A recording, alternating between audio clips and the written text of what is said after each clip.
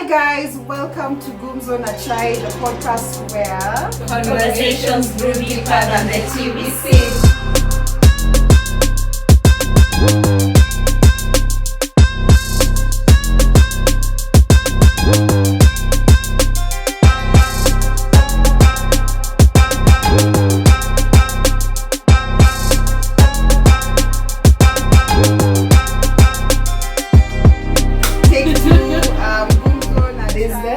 Of what I consider that our parents may have had growing up for them. Unajua wao walitoka ushago wakakuja kujenga Nairobi.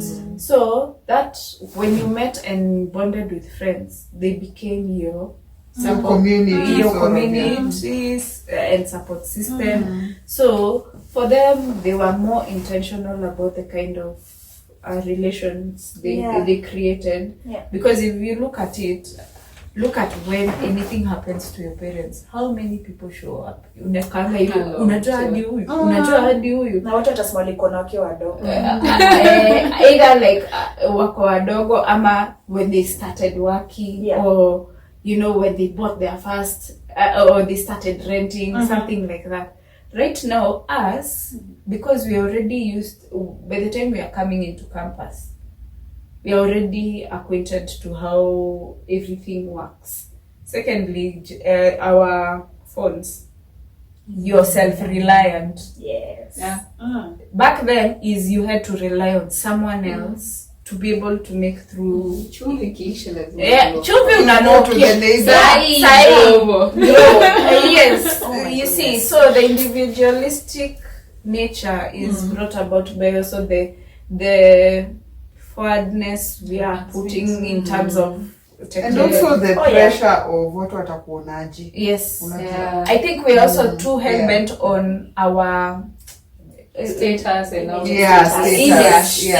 image, especially because we're in the day of social media whereby every day unaona ati people are keeping up appearances. Do you know even normally get tired? Kuna keeping up appearances on where your child is schooling. Yes. Like I've learned that like the last 1 month. I heard about that and I was like, he's naughty. Yeah. There are cliques of even parents in schools, and you see, and then when you try and say, maybe you end up conversing with one of the parents. If you're not a parent, they tell you don't know what you're talking about. But you know, in the real sense, you're actually impacting that kid. And you know, kids also have that class. Yes. Like they start doing the same. You mimic what your parents do. Or even they ask you, are we rich? Or where are we not rich? Like I tell you I want to start working so I can help you be rich. They have this notion like the other kids are saying, they have not even just that. You hear like now when holiday breaks, you hear we went to Dubai. So you were taken to coast. Not that you didn't. You as a kid you were taken to Ushago. Some people tend to ship, like right now. Many people have shipped their kids to Shags, to their moms, because of expenses. But you know that kid won't understand when they are told by another kid, we went to Dubai, we went to... me, when growing up, I don't remember guys saying they have gone to coast. Like you've gone to Shags. Let me tell you, for me, I'll say, because I think the part of town I also grew up in, that aspect may have been there because, don't remember because it used to be either Mumenda Ushago, ama mumenda ati ka trip Nakuru. But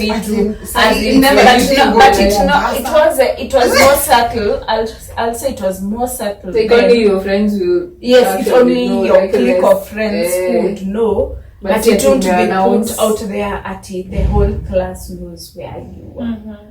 Plus, you know, the whole aspect of doing article positions and everything. These days they have news telling. Like every Monday, they pick kids and they stand up umbele and they're like, tell us what you did for the weekend or for the holiday. And you see, so if your child alibaki home, atasikia the other one like was taken to a play area. So next week, come and just ask, Mommy, why didn't we go to? Yeah, and it's good and bad because like a kid standing in front there and telling, like it's public speaking. Yeah, they're teaching the kid very young, so it's both.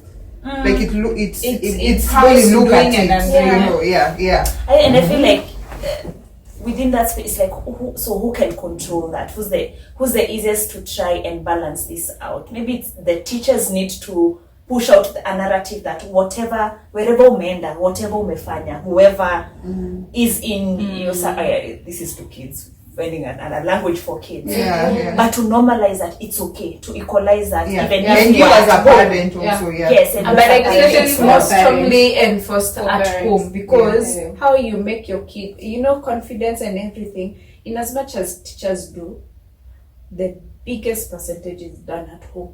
Look at how you've even grown up. You were told usiende ufanye hivi, such that even you could warn your own friends, if I do this, I'm not allowed and I won't do, because you know the consequences. But now a majority of the parents, they don't have that time. Like say watoto wameachwa kwa the devices or with house managers and nannies or elder teachers. You see, but now that's now that becomes a problem because you see they are meant to learn at home first. The first school you learn, even that's why we say the first language you learn is your mother tongue. Because your mother tongue, it's taught at home, it's taught at parent level first before you start accepting other things. So for me, I would say now if you're leaving your kids to be raised by house helps and everything, that such that as in create time. I'm not saying be there 24/7 because definitely you have work, you have all these pressures, bills and everything, but make the time to actually bond with your kids because that time they take it very precious. But if there are parents who are actually ignorant and say, hey, they're in a spa somewhere. They're not that they're doing anything important. They decided, let me pack my bags, let me go to a spa. So but parents also need psychological support. Don't you think when we were growing up, there was like this understanding, like an unspoken understanding between the teachers and the parents. But they would discipline them. Yes, but right now it's not like they can't guza mtoto wangu, wezi ambia mtoto wangu. I feel like as much as it's trying to, I'm not a parent yet, like you, you might be, but that's I'm saying it as a question. Don't you think that divide between what the teacher can do and what the parent can do, and the fact now we bring in the fact that the parents are there and then the teachers do not have the right to correct the child, so then the child is left there not knowing what unfortunately they're led to themselves. If the parent is not there to tell them this is what you're supposed to do, and then the teacher doesn't feel that they have the right to do that, then the child is left to themselves.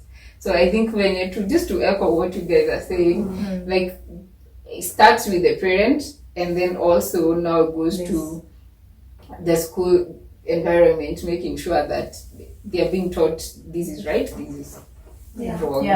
So I think sorry, digression. It's a conversation for another day. But what you guys are saying, like, of course, like it's a lot of like in the right direction. This parenting has no. Like there's no book of this is how to be the best parent. I believe like I came to forgive my parents, of things that unasema, you should have done this, you should have done this. Like they did the best they knew they could, and even may know maybe like I hope not, but later like maybe like Ella Zara would be like, you should have done this or this, you know. But right now, me, I'm like, I think I'm doing the best I can, you know, with what I have. So like it's just grace to your folks, you know, because even them, like, no one really told them. They're just seeing what their parents did, and then they're like, okay, me, I don't want this, sure, I'll do this, you know. Actually, we've been going eliminating what we didn't like, forgetting actually sometimes what some of these things did to us was actually it made us who we are today. So it's just, I think, grace to parents. Like, of course, there are things that you can advise and everything, but make him to forgive my folks. They were growing up the same with me. Like when me was growing up, even them they were growing up. You know, they were in their 30s. Come on, like guys, they imagine. So great. Sasa tumeongea about again our own selves. So I'm curious, ladies, tell us about the first time you had a boyfriend and yani ulikuwa unajua huyu ndio nitazalia. Kuna kitu, this is my future. Can someone saw yourself walking down the aisle? Sip something. Can someone plead the fifth and decide it is not? Maybe just the first time then you thought you're in love. Exactly. Yeah. Thought. I need to think through that one. No problem. Thought. I think so not walking down the aisle. I wasn't in love, but like just the first feeling boyfriend because of what you see in me. I was so young, I don't even know what I was doing, but nile alikuanga ananikatia, alikuwa ananiambia ile wimbo ya akina Logombas, ile wanaitwa kuna wimbo fulani ya Logombas ya kushika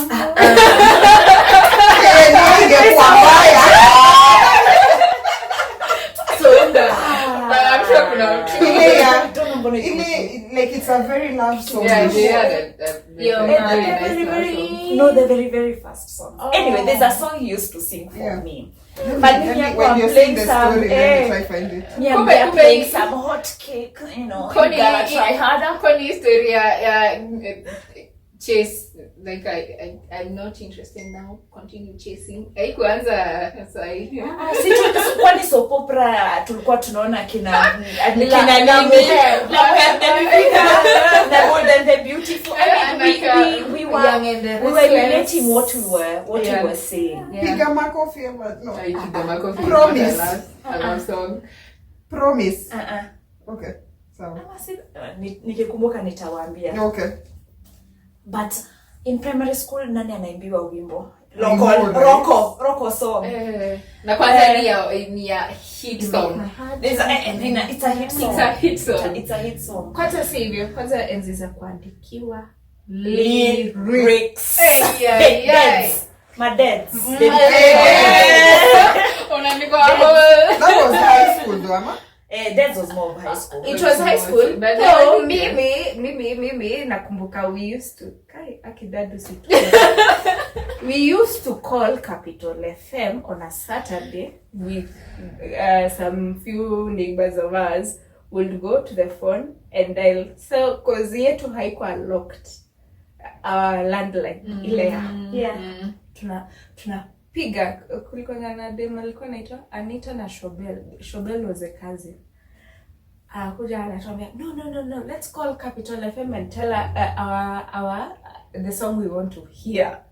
And who we are dedicating to. So yes, Saturdays Capital FM had dedications and all that. Nice. So yes, we used to Rick D's.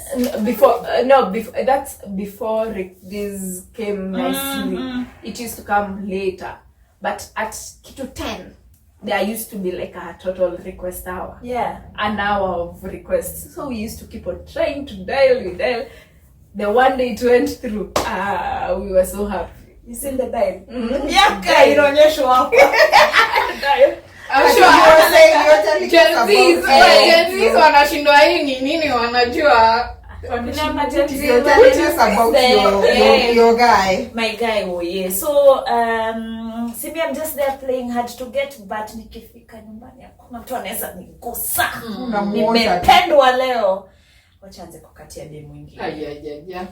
Na sasa udem hata amenyoa nywele. Na mimi niko na nywele. Acha nikwambie nilimlilia nyuma ya school bus. Ati turudiane ati finally niko ready bomb. Niko ready bomb. But you know the funny thing is this is like class what? Like 6 class 5 6 7. Mm-hmm. But the thing is there was never any relationship. Like we never even had any relation or character development. I am in a relationship with someone who doesn't know. I know you're by yourself. So alikurudia ama? No, so of course sasa tukajua sasa tuko pamoja. So but the pamoja was just now we're talking more. I'm not tunaomba simu ya mom ndio tutumiane text, anaomba ya the sister ndio tutumiane text, but now he left when we were in class 7 I think, and then we just lost connection. I think it was maybe like some 5 years back when a bit more like maybe 7 years back when he had to reach out when I was still on Facebook. We reached out to each other and we were actually planning to meet. But then unfortunately, because it was very spaced out conversations. So yeah, but then there's a time I was like, I wanted to go back and I'm like, I want to really meet Bob and just to check it to zile moji nafanya primary. But then when I got to Facebook, I saw that he had passed away. And I didn't know even who to ask. I think he was unwell. But let me tell you, that was the one person who I would have really loved to meet. Not to have anything with him, but just to talk about your jigaya. For me now, that was the first experience I had with a guy like I liked, like a boy, not even a guy, a boy that I liked. Yeah. Wonderful. Are you ready to share? Are you ready? Okay, please. This person. You don't name the name. No, guys who know me in Primo will connect. Alikuwa pointy. Tulikuwa tumeenda hadi tuliplan. Alikuwa ama ni? Okay, ni pointy. The minute umesema hivyo bashakuwa like you have know you are ule mse alipendwa na mademka wote. Oh, cause he's a pointy as in another sample. I didn't know I was also the catch for him. No, for all of you were catch. So you are two catches. Yes, two catches from Queen and King. So niliinvitiwa kwenda kuona movie Sarit. Ilikuwa poa. This is a whole different type of life. About school bus. I know. But that was okay. No, okay. In first, okay. Let me go back. Yeah. Let me go back before the Sarit issue. Yes, ilikuanga unachokozwa. You know, back then dudes to show you they like you, they actually chokozani or they harassed you. They did all those nonsense. Yeah, they used to bully girls they liked. Yes, you don't know, it used to be funny because even my mom used to chongwa me, hey, Nani is here, and ule Nani, so that I blush. I was by then my mom ulikuwa mbaya. Mama alikuwa na kuorganize na wewe. She was ahead of her time. But unfortunately, the dad passed away and they relocated to the UK. Where Saini Karao. Oh, interesting. Nicarao, UK. Yeah, we talk. Yes. We talk. But I remember the one thing right after, I think, class 8 Villa Liru, because Ali toka when we were in class 7. We used to like talk, hang out kidogo. We used to be friends even with the sisters. Yes, it was that kind of So how did you get to go to an invite to watch a movie? Si alikuwa ameenda amerudi, so ni ile you're keeping in touch. So kwa acha tu nijiite babi in this case. Kwa mababi kama mimi, where I got my phone number in class 7. My own phone then. The same one you get. Yes, it's still the same one. No wonder it's I know. It's a 02.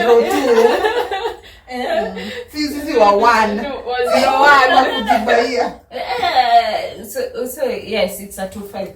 Yeah. So but yes. Okay.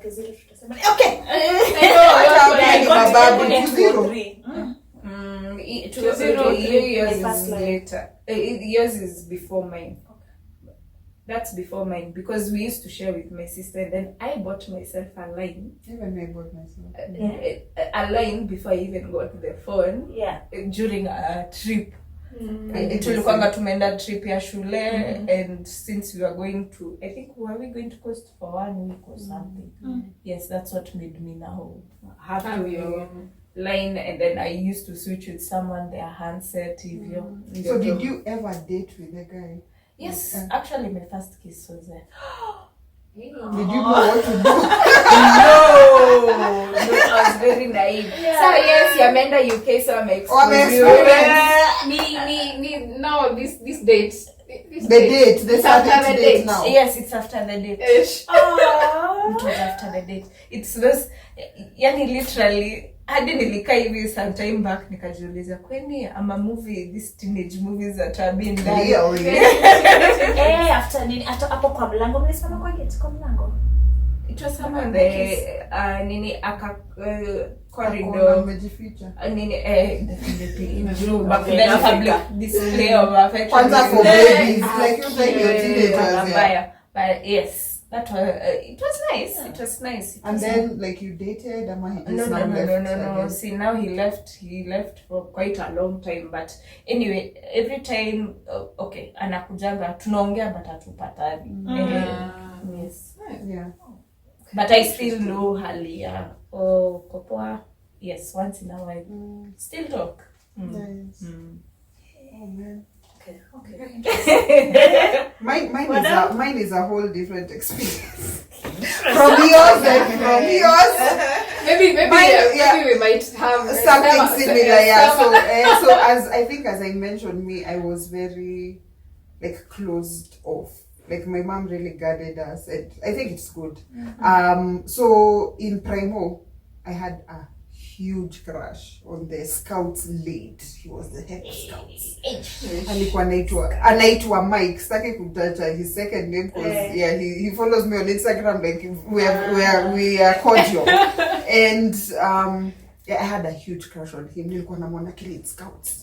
We were in the same I think the crush was when we were in class 8. I can't remember anything before that.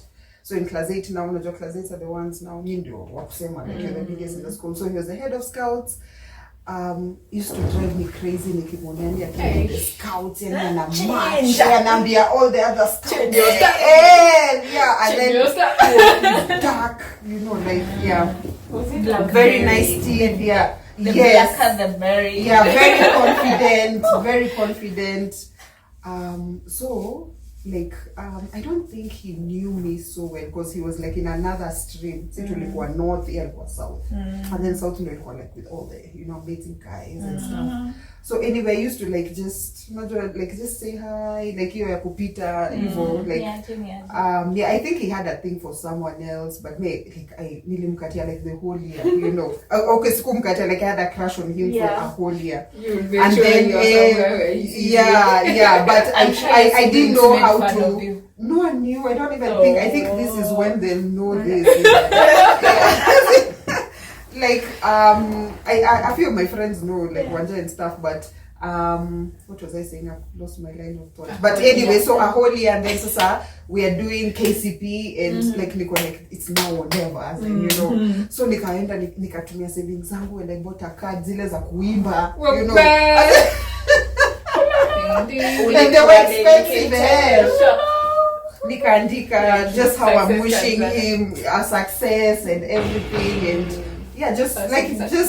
very, and then like I think he's just nice and he looks good, like You evil. wrote those things. Yeah, like Oh.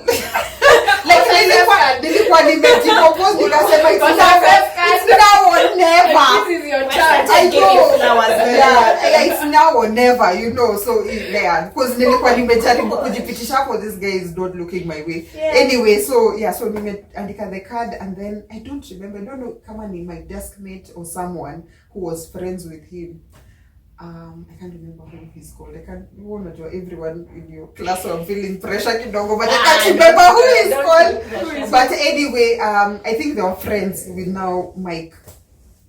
So nikamwambia, I want you to give this card to Mike, like tell him it's from me and everything.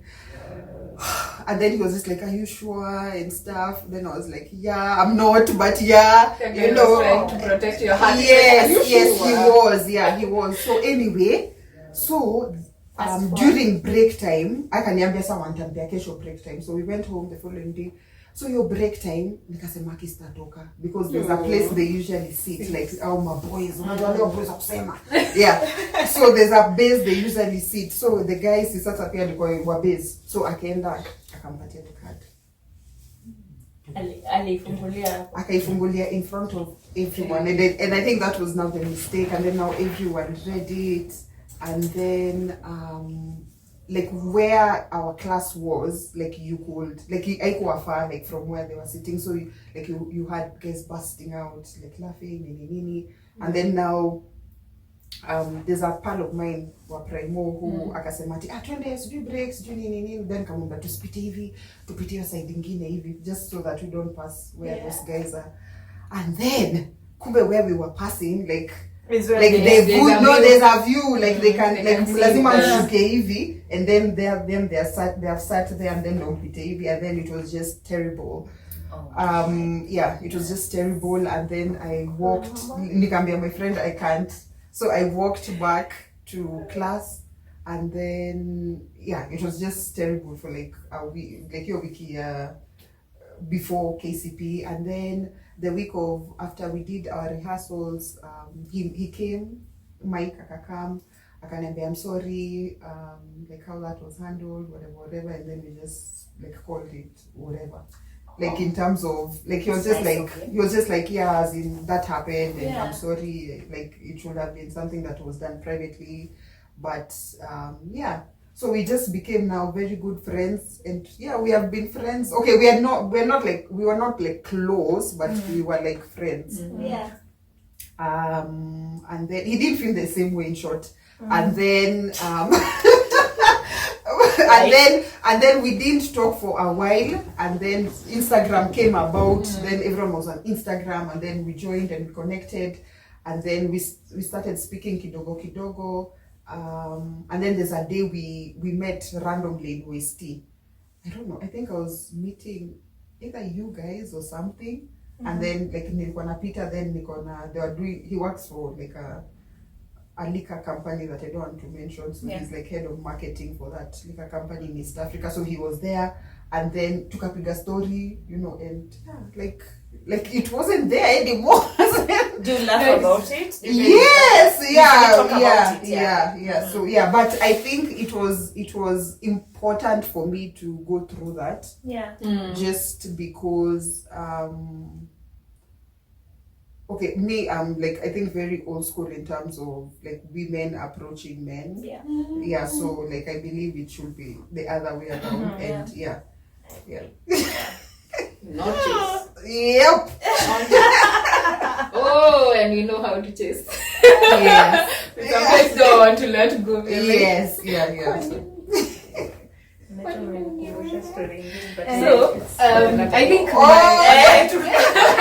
I think my story is kinda okay. Nimekumbuka because I really never I wouldn't say crush. I'd say like it wasn't like but kuna ile like you likeness kuna not really butterflies but kuna ile you're drawn to someone. It's not the butterflies and crushing it. It was more of I'm drawn to this person. Maybe sometimes kulikuwa nazo But anyway, this is primary school. I've told you how my primary school was. Oh my god. Yeah. There wasn't so much time to You had to fetch True. water.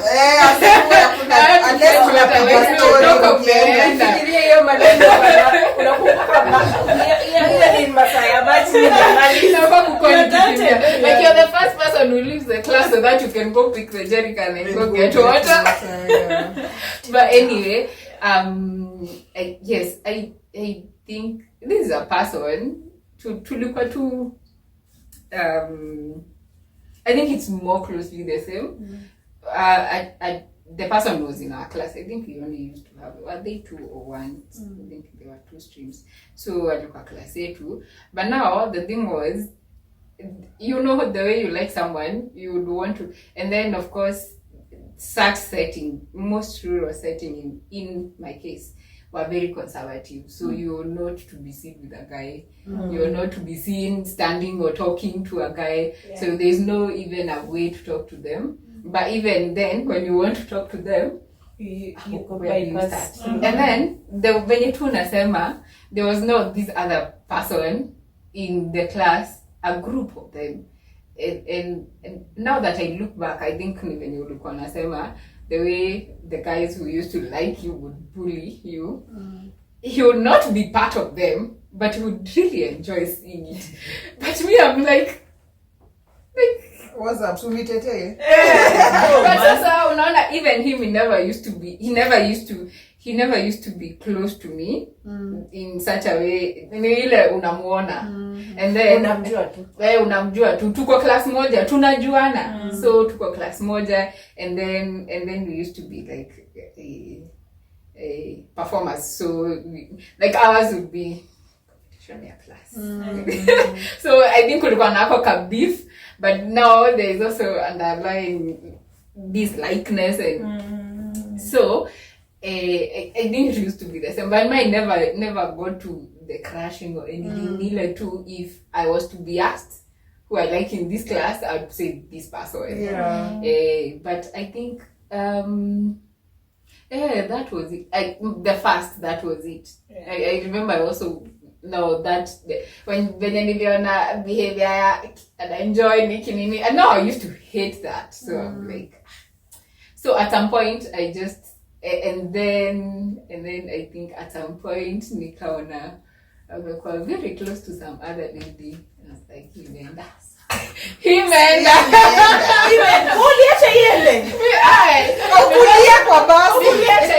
and then now I started I would say it's a crush. I started crushing now on another guy. Ile sasa crushing. Yeah. But now at this point we would talk, we would together, come and discussions like us. Now we in that context we became friends. But now of course unajua huyu mse. Yeah, so I think that's my it will be interesting to hear how all of this has evolved over the years. I mean, you're talking about Primo now. That's Primo. We later came to meet with one of them and became friends. Yeah. No, actually, I think can't remember. But we oh my god. We ended up when you tunasema like you would meet and you talk and say hi and yeah. So it's closely the same. Ile baadaye you became friends. Yeah. Okay. Interesting. I am excited to hear all the jokes. Nimekumbuka high school. Oh my gosh, I love that. I remember also another issue that was like a triangle of a drama of Primo. I love triangle. I love triangle. How she was the hot cake, so I know. I wasn't really the one, but I was part of top 10%. My story. I know. Triangles. It's like we it just came back to me. A flash. Even me, like when she was talking, I remember huyu mse alikuwa Muislamu. Anyway, moving on. Hapa tume interact with all religions. We are multi-tribe. The very last one for this episode. So now the hustle bit, right? Yeah. So what was your first hustle that gave you a paycheck, and what did you do with that money? What is your first hustle? Yeah. Me, who? Yeah. Me, I'm ready to go for it. Yes. I think my first hustle was immediately after high school. Just because, I needed to help out at home.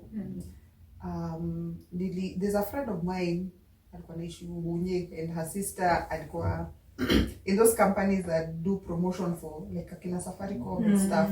So she hooked us up. Nakumbuka ilikuwa inaitwa sijui what came something like there was a campaign that Safaricom was doing for clubs. So we went to that place to Kambiwa. You're going to be paid 500 every day. I was like, oh my God, I've never been paid. So 500 was a big deal, and it was like a week-long campaign. So I was very excited to come to show whatever's. So I went to tell my mom, because the catch was you do it at night. Because that's when guys are in clubs. So, so my mom was not happy. As in, it took me 2 days to convince her. Even the first day I missed out on reporting to her just because she was like, oh my God, no. My mom is very saved, very staunch. But you come on, the mom, like, we're missing out on money. Like, this is money that can do 1, 2, 3 things in the house, So she was like, okay, so I'll go, but latest I want you back at home at 11, you're just 18 years old, like, you can't be outside until, You already had your ID? No, but because like it was now my friend's sister doing the thing, so it was like she knew how to do things for us. But so the first paycheck, I think of course I think I made my mom's hair, and then I bought just stuff for the house. And then, the rest I think I just had in my pocket just now kujibinjari. Important. First paycheck, lazima iende kwa kujibinjari. Good portion. Usually. Okay. But that was my first hustle. How long was it for? It was 1 week, but now we did it a couple of times. Like, because it was dependent on like when Safaricom were doing the promotion. Because they used to do others, but me and my friend were mostly for the Safaricom ones. But I remember me and that friend of mine at that time, we were not really close, but I still remember our conversation. Tunasema, guy, unajua tukifanya like 5 promotions, tutakuwa sijui na 20k, unajua 20k tunaweza fanya nini, and then tukisave tutabuy gari. As in, we used to dream, like when you think about it now, you're like, right, but Okay. I have a couple of questions, but I think just because of being cognizant of time, because I'd also like to hear from maybe I think when you're deep diving into the hustle theme, just also what those first experiences did for us, So we'll definitely be diving deeper as we move along. But first jobs. First paychecks. Mauzo came. That was the first Safaricom thing. But sorry. I am completely.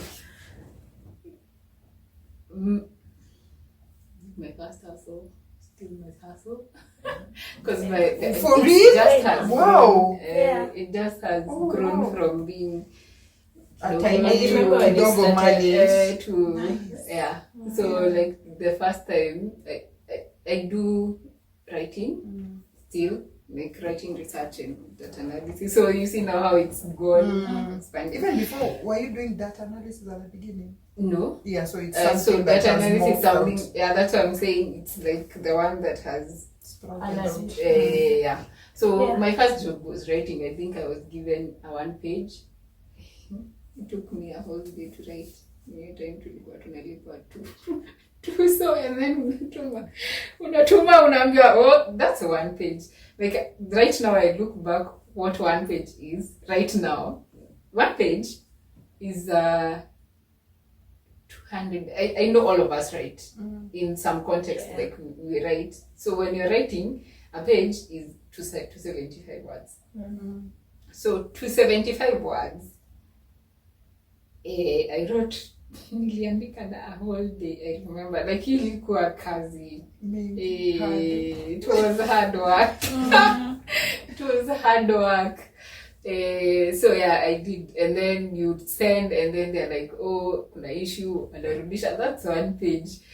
Narudisha. Right now, I look back and I'm like, I can be able to do research, and actually just like I've seen the growth. Yeah. So yeah, my first hustle is what has, it's still the same hustle that I am living, but it's just grown into something else. What did I do with the money? I was in uni, so of course ni pocket money. Yo tu, so ilikuja sijui after how many, nilikuwa nalipa after 2 weeks, ilikuja after 2 weeks.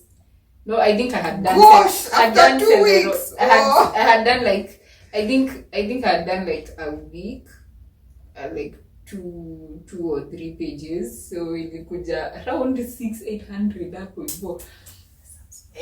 So no, like 1200. I think it was like 1200. Yeah. Unaweka kwa mfuko. But now, of course, now that you're learning, you're writing as you learn. I thank God for the person I got then. He was patient enough to teach me and tell me, okay, this is, you've done right. Now I need your references, done this and this is where you changed. So as much as it wasn't that it bringing in, I appreciate that the person was patient enough to teach me, and at the same time help me, okay, pay me. Yeah. So that was my first hustle. Yes, it's that ability to research that has been that has allowed me to be where I am right now. Okay, I like that. Modeling. Modeling. Oh, nice. It was my first hustle. I remember even I still did a bit of it while in campus. Yeah. Wait, what was the first instance of modeling? Was it before campus? Okay. I was on Pulse. Cover girl. What? Hiyo nini inakwanga home kwa mamangu. What? The first instance I ever like in modeling, I was put on. I remember my dear cousin decided to put me on Pulse. Oh, he was an editor or something? Mnamjua tu. But wait, but Pulse. See, Pulse was a... Oh! But wait, what? Were you not too young to be on Pulse? Exactly. That's what I'm saying. Let me keep it. Yeah, chini ya maji. But I hope yuko kazi bado anaweza vutwa. Okay. Mwenye.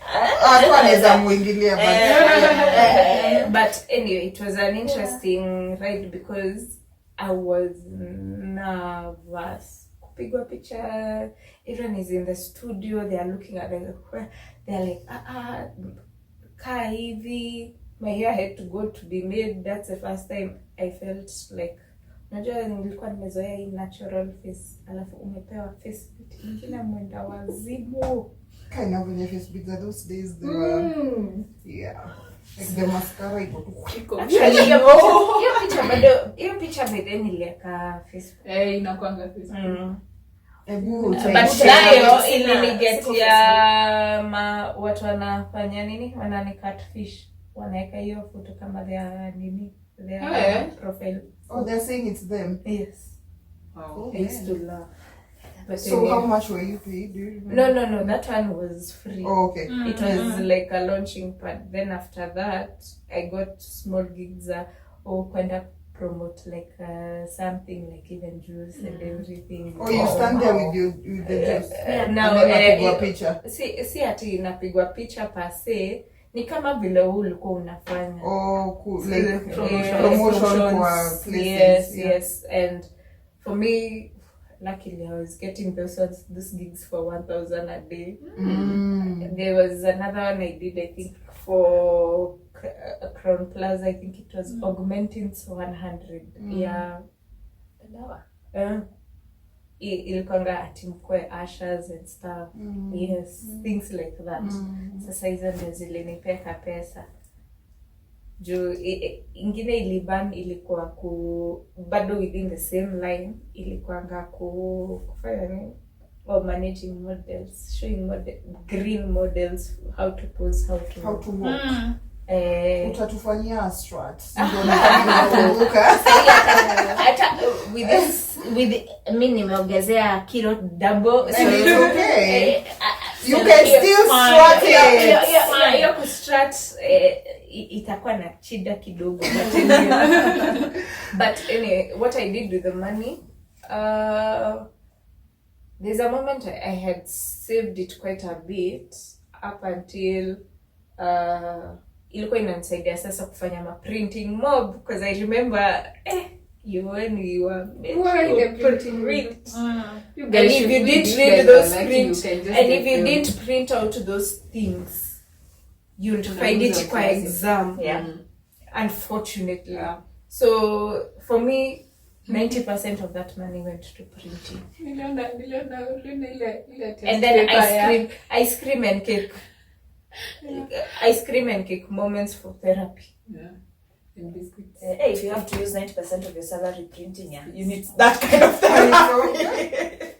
Hata ukipewa pocket money, you thought it was good enough to use until you find Pede tulikuwa tunaangaliana jina ati printing bana is it si hivyo, as in ama shule tu photocopy kwa nini tunalipa kwanza sasa hizo mko para.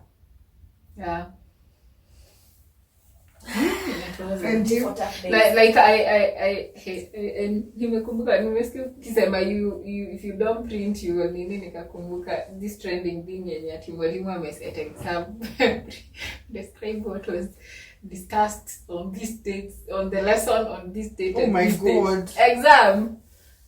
And we were the only ones like I'm set some of the people. No, not then. Kuna kitu ina trend sahi. Like mwalimu ameset exam question 1 and then the next question. So how will you remember what was taught on that day? In short, I don't know whether it's real, but it's to show there's something I'll go like this and say, I may you'll rather give me the topic than you say what did we discuss on this day. Don't tell me the dates and leave it hanging. Who remembers which date? Kuja tu class even the hata sahi mtu akiniambia unakumbuka ile meeting ilifanya 4 weeks ago ilikuwa when give me the minutes. Yes, now minutes if you see the notes you write notes in class. You'll remember, but not. What about you? What's your first hustle? Yes, for me my first hustle was like real hustle. There's a point where niliingianga ka modeling kisaidia ka beshte yangu tukaenda huko Kajiado, but I think that was just ile tu kubeshte. But after uni nilikuwa natembeza fruit and vegetable salads in Kitengela. Business. Yes. Awesome. I used to make them, and so I started with vegetable salads because it's something I was introduced to, and I was like, it's nice. This is actually very nice, and let me try take it out to people. Now, at that point, Kitengela was still developing, so where we used to live was starting to be encroached by the town. Right now, it's part of the town. So we just go, I walk, because there were some offices, but they were so scattered. Unakumbuka graduation, manze tulikula hiyo vumbi vizuri. When at least your place is very green. At least there was. So I tuk-tuks. And it was interesting because I got some very interesting lessons because like vegetable salads were very new to people. Wasiwa kwa mezoea the fruit salads. But it was interesting to like get feedback from them, see what I can be able to change. It wasn't a long hustle. I think I did it maybe for 2-3 months. That's a while. 2-3 months. For 18-year-old, that's a long. It was after uni, so it was early. After uni. Uko 21 hapo. And then after that I got another gig in theater, but sasa hiyo door was going I was reinvesting my theater life. So it was the money was I was reinvesting it back to the business. Like that was the first instance I learned about how to run a business for like just 3 months. And then it was going back, reinvesting back to the business, and then wengine ilikuwa tu pocket money. I wasn't really in a position to have where someone was giving me any money. So I had to really hustle it for myself. But that's what I did. Mfuko toi kidogo ukaenda kununua some new jeans. For sure. Kujaribu kitu lazima unape mwili pole bana. All right. And folks, man, that's it. I hope we've been able to give you some snippets, because trust me, these are snippets of who we are and what has brought us together. And we'll keep on getting to hear what really inspires us, and also why we're just here for this amazing podcast of Gumzo na Chai. Yeah, so excited, and see you guys in the